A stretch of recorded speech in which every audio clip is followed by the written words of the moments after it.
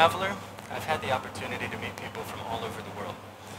In Argentina, I met Argentines. In Egypt, I met Egyptians. And in Japan, I met Japanese.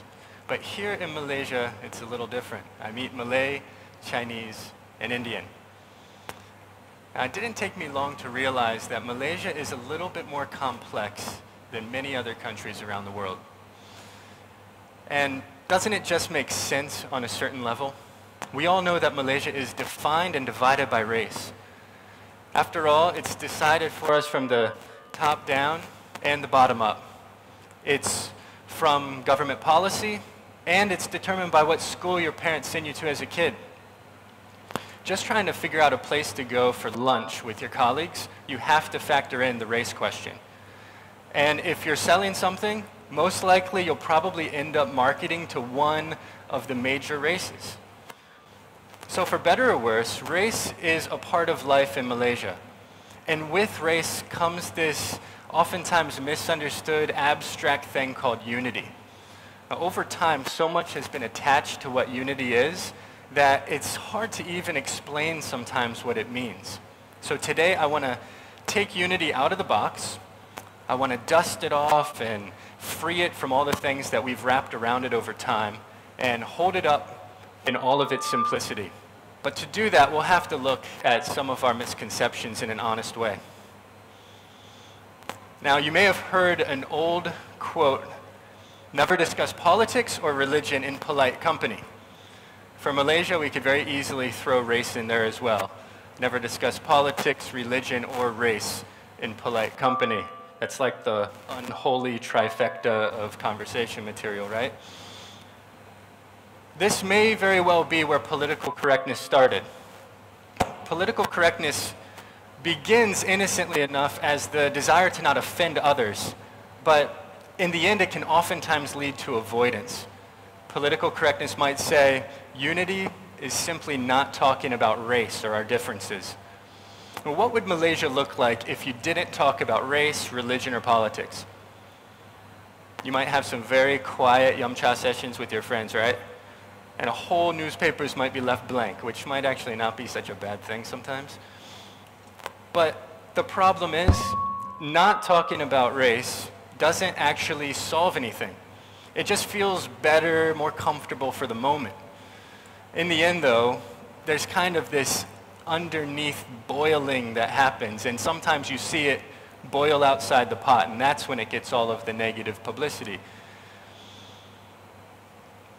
Generally speaking, though, I think most Malaysians are pretty not shy to talk about race and the issues. Whenever I meet somebody new, I usually tell them quite quickly that I'm married to a Malaysian. And their first question is always the same. What race? Hands down, you probably thought it yourself just now, what race? And I understand after all this time the logic behind that question. After all, if you understand what race my wife is, then you have an idea, not always the most accurate idea, but you have at least some idea of where we fit into the whole Malaysian experience. So if my wife was Malay, then you would know that I must Islam to marry her, right? If my wife was Chinese, then maybe you could assume that we do some kind of business together. And for sure, if my wife is Indian, you know I eat really, really well. Nevertheless, what would it look like to talk openly and honestly about race, even with other races? Another big misconception that we oftentimes have about unity is that it means we have to be colorblind. Now, if political correctness ends in avoidance, colorblindness will disregard the importance of race altogether. Colorblindness might say, unity is not seeing our differences or not seeing race. This is interesting for Malaysia especially because it's clear to see that this Malaysianness thing that we talk about, the Malaysian identity, has borrowed from the Malay, the Chinese, and the Indian races. And so on one hand, I'm in full support of seeing yourselves as Malaysian first and seeing others as Malaysian first. But on the other side, we have to see that what this Malaysian thing is a combination of all of us together. So how would it change the way we see race if we fully understood just how much of our own sense of identity has been given to us from other races? I believe that by valuing the significance of race, we're better able to respect one another. This little guy is my son. He's 2 years old, and he does not yet have a handle on the whole race thing just yet, so we got to be patient with him. But he does interact with Malays, Chinese, and Indian people very, very regularly. And naturally, we want him to be respectful. He's a little Asian kid. He has to be respectful and polite to his elders and greet people appropriately, right? So the problem with that, the difficulty in that, is that it all depends on race. After all, you're greeting someone. When do you salam? And when do you just shake hands? It depends on race, right? So for our son, we have to tell him, buddy, you can't call your Chinese uncle Pakcik. It just doesn't really work. And your abang, he won't respond to ane. And your mei, she doesn't even know what a tanggachi is. But you're lucky, okay? Because this is Malaysia. When in doubt, just call everyone boss. My point is this. We want our son to actually see race, not to show disrespect, but to show greater respect. Another very common misconception is that unity is something that happens from the top down. And this is very interesting, the phenomenon here in Malaysia. Whenever I talk to people about unity, they instantly get skeptical. Malaysians, like I'm wearing some kind of Satu Malaysia hat. They'll immediately become a little bit, are you sure about that? I don't know if that's so possible. And I get it. I understand the skepticism. After all, if it's a top-down situation, you can't really talk about unity if you're not offering equality. And equality is really the best when it comes to policy. It's the best that a government can do. And that's not even getting at unity. Unity is something deeper. It's something more personal. It doesn't necessarily follow policies or mandates. And even if there was a change in policy, even if there was equality, at least on paper, that doesn't mean that there's unity. Look at the United States. There's equality on paper. There's policies, there's laws in place to guard equality, and yet people would say the country has never been more divided than it is right now. So unfortunately, and quite inconveniently for us, equality is not really the same thing as unity. Looking at this from the bottom up instead, I think offers us a lot more hope. If we boil society down to its most basic fundamental building blocks, we're left with relationships between people, their families, and their friends. And there's something interesting about these bonds. They're strong. They can withstand difference, disagreement, even distance, and yet remain intact. I believe that they're resilient because they're personal. And in a group setting, like a family, there might be a difference in roles, but each person is valued as essential to the whole. This is what policy, no matter how good it is, really can't give us.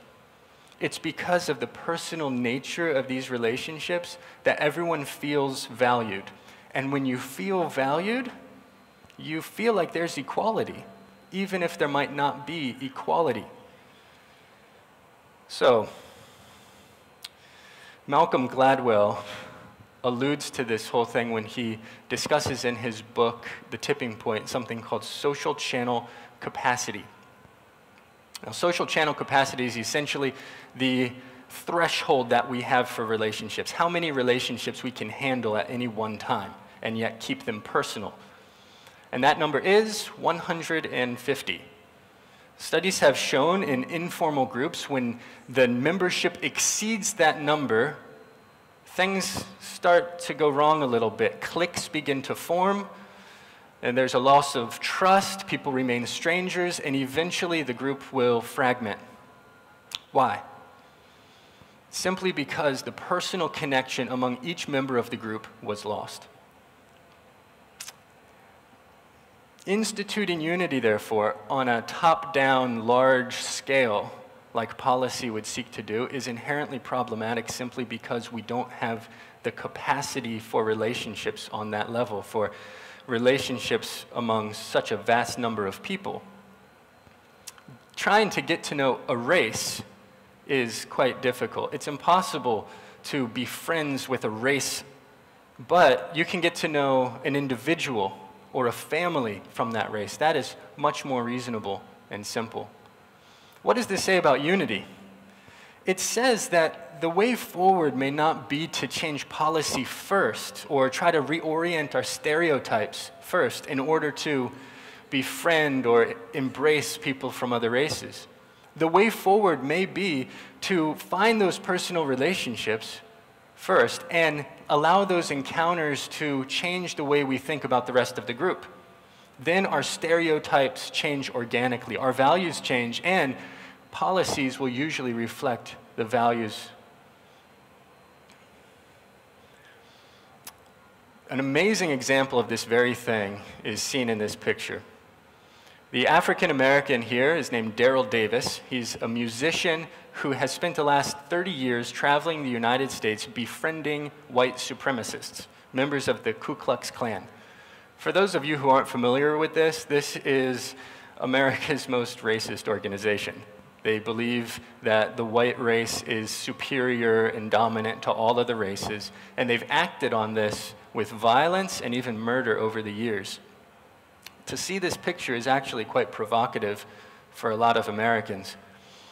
Amazingly, over time, over 200 members of the KKK have renounced their membership and left because of friendship with Daryl. And when they leave, you see this guy's Klan robe. They give Daryl their Klan robe as a symbol of respect and friendship to him. Now, what happened here? How is this possible? Daryl didn't actually go about this trying to convert anyone's thinking or get them to leave the KKK. He simply wanted to know how you can hate me even though you don't know me. You see, the KKK hates a race. They hate the group, but they don't know anyone from that group personally. Now, when Daryl comes out of that group and he says, I want to be your friend, and they get to know him, all of a sudden there's a conflict. I'm supposed to hate the group, but this guy's okay. And it's from that personal relationship with the one that hatred for the many is extinguished. So, what is unity? In its most basic sense, unity is friendship. Instead of avoiding race or minimizing the importance of our differences, friendship says, I see you, I accept you, and I value you. Friendship creates a safe environment to be curious, to ask questions, to agree, to disagree, and even to make mistakes, which is inevitable when you're dealing with people from different cultures and races. You can just ask my wife. From here, we can understand one another, understand another race, find a sense of healing for some of the wounds that we may have suffered, and even seek forgiveness for some of the wrongs that we may have committed. Now, how do we move forward? What's the next step?